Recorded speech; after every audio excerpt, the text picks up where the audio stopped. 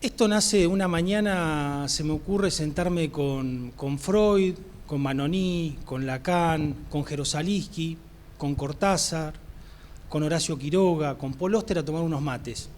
Así nace el libro. Como que me senté a dialogar con ellos. Porque me pasaba que en la clínica los conceptos psicológicos a veces están en un nivel muy complejo para bajarlo en la práctica. ¿Qué mejor que Cortázar para contar cuestiones del alma humana? Tomo dos cuentos, Final del juego y Después del almuerzo, que todo el que vivió un diagnóstico de discapacidad en la familia se siente identificado.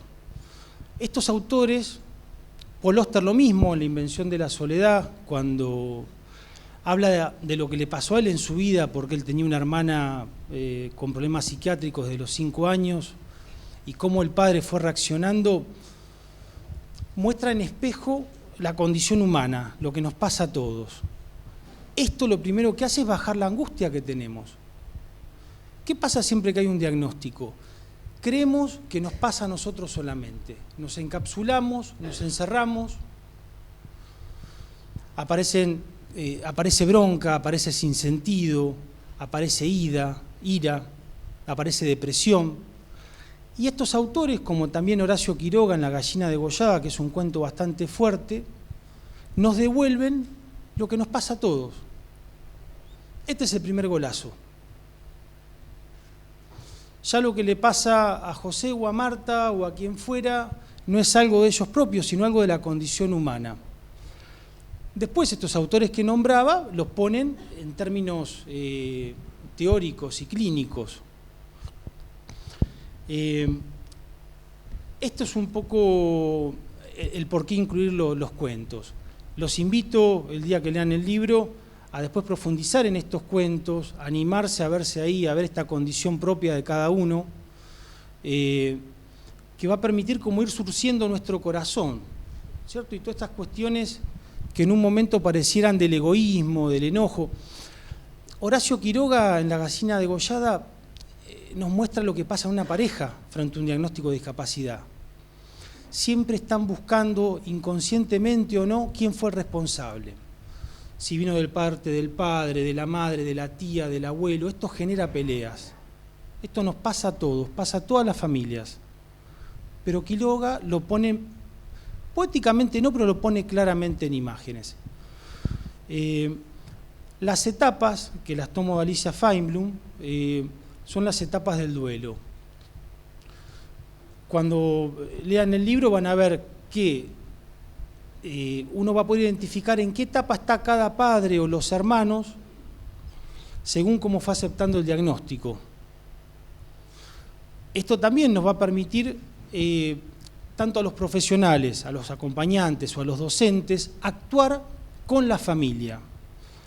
¿Qué nos va a pasar? En las primeras etapas, en las etapas de shock, en la etapa de shock, la familia en general puede producir un abandono del paciente o del alumno. ¿Por qué? Porque ellos están tramitando el dolor que tienen adentro. Ahí es cuando el docente se pone loco, porque el alumno viene desprolijo, no hace la tarea, o cuando en el consultorio no cumplen las directivas que da el profesional. Si uno lo entiende de las etapas y no lo personaliza, va a poder actuar desde otro lugar. Recién en la segunda etapa, donde se empieza a aceptar el diagnóstico, uno puede intervenir desde otra forma. Y aquí hay una clave para los psicólogos. Cualquier psicólogo que actúe como un psicoanalista en la primera o en la segunda etapa está metiendo la pata. Porque ahí lo que necesita la familia, más que un psicólogo o un preguntón, es un pastor. Necesita alguien que los abrace, alguien que se conecte con la mirada, alguien que le diga lo que tiene que hacer día a día. Esto es lo que trae Alicia Feinblum. No digo que lo robo, pero lo tomo de ella y lo bajo. ¿Sí? Esas primeras etapas lo que predomina es el amor, la contención.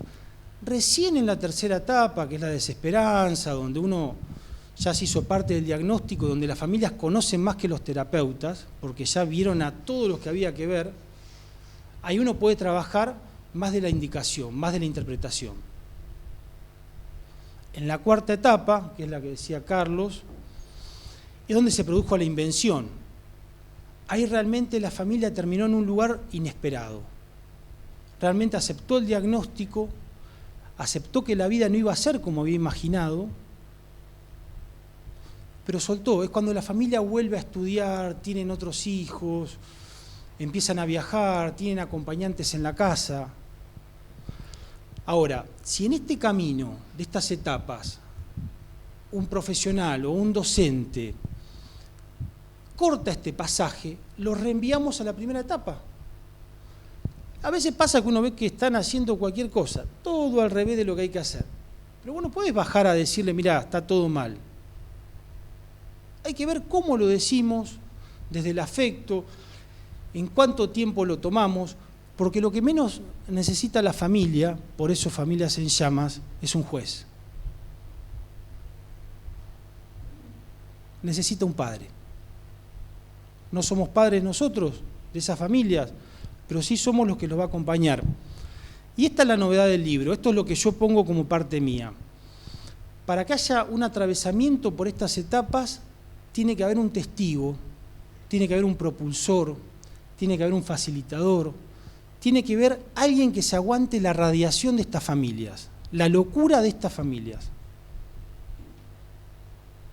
Si uno la hace carne, quedamos locos nosotros. Por eso, como decía Carlos, tenemos las supervisiones, hay que trabajar en grupos. Hasta el kinesiólogo tiene que trabajar en contacto con el psicólogo, con el médico, con el psiquiatra, con el neurólogo. Siempre tiene que haber un lazo, porque la angustia de la familia va a parar al profesional. En realidad, ¿qué es lo que quiere la familia inconscientemente? Que el profesional se equivoque para que el diagnóstico esté equivocado. Entonces, con esto va a pelear el profesional, el docente, o capaz que el familiar que está más avanzado en la etapa. Entonces, esta es la novedad que agrego, que tampoco es una gran novedad, pero es como resaltar un aspecto que se estaba olvidando, que es este trabajo en equipo, que es tomar al paciente y a la familia como un todo. El diagnóstico, no podemos hablar de un diagnóstico sin hablar de familia.